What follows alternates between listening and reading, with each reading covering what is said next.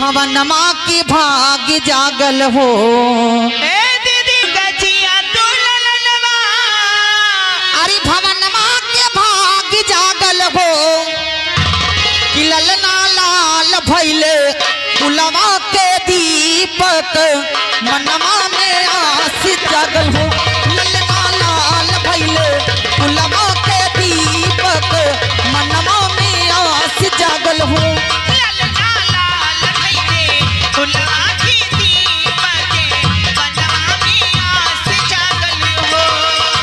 जुग जुग जियत ललना भवनवा के भाग जागल हो। ए ललना लाल भइले फुलवा के दीपक मनवा में आस जागल हो। ललना लाल भैले पुलवा के दीपक मनमा में आस जागल हो।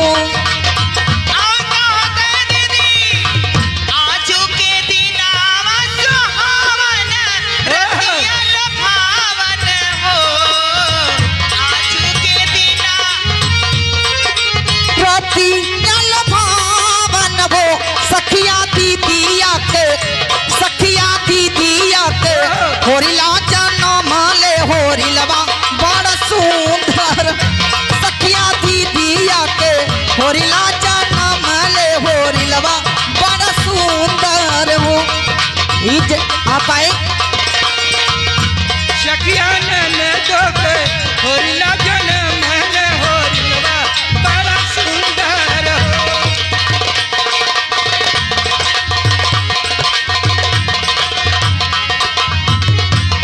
और देखी ए बबुआ के बड़की बुआ जी जी लड़की देखा वो लाल साल वाली है ओ का कहरबानी हो। बड़की बुआ जी 100 रुपया देली है।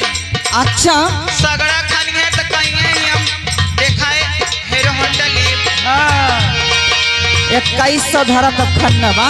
100 रुपया देली है और बबुआ के मामा 100 रुपया देल है पप्पू। अच्छा अच्छा और देखी तनी चल जा। सखिया दीदिया के होरिला जनम ले होरिलवा बड़ सुंदर हो।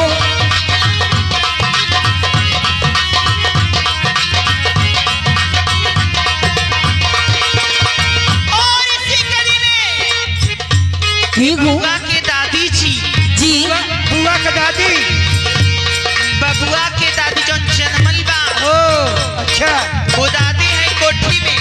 अच्छा ये शानदार ज्ञान प्यार का बिलपन से अरे वो चलाम का ठेवले हमी चश्मा लगौले हैं। अब दी है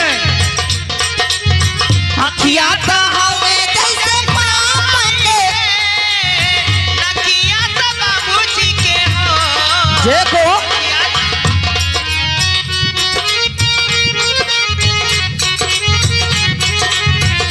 सखिया मुहा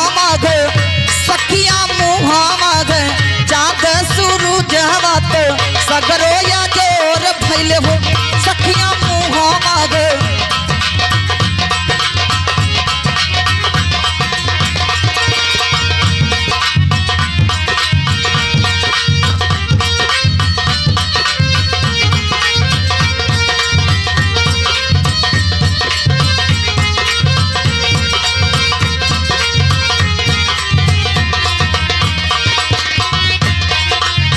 चदवा सुरु जावा तो सगर होया चोरी भइले हो।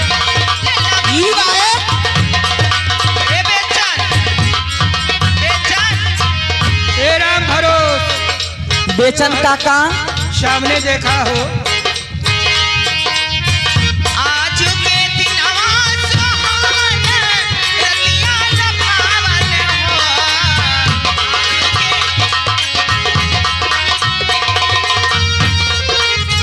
रतिया लभावन हो।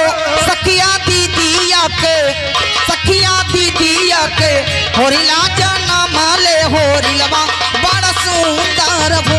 सखिया दीदिया के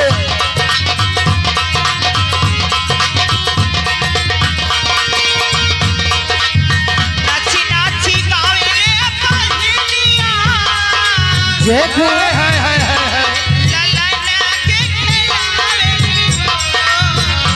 अरे वैसा केहू खेलावाला लइकवा गिर जा हाथे में से। हाँ ऐसे वैसे नची नाची गावेली बहिनिया देखो ललन के खिलावेली हो अच्छा बबुआ उतारल बा का उतरल बा हर आंगने उतारल बा हमरे सुरुचवा ते अमन कौन रोले ली बात खुशी का बात ही है। ए बहनी ए, खुशी की बात ही बा कि अभी लइकवा के न चाचा इने न चाची न लइकवा के मम्मी न पापा अरे झुलनी पाइबू झुलनी झुलनी हाँ का आप श्रीमान दिनेश जी नरईपुर वाले ये नरईपुर के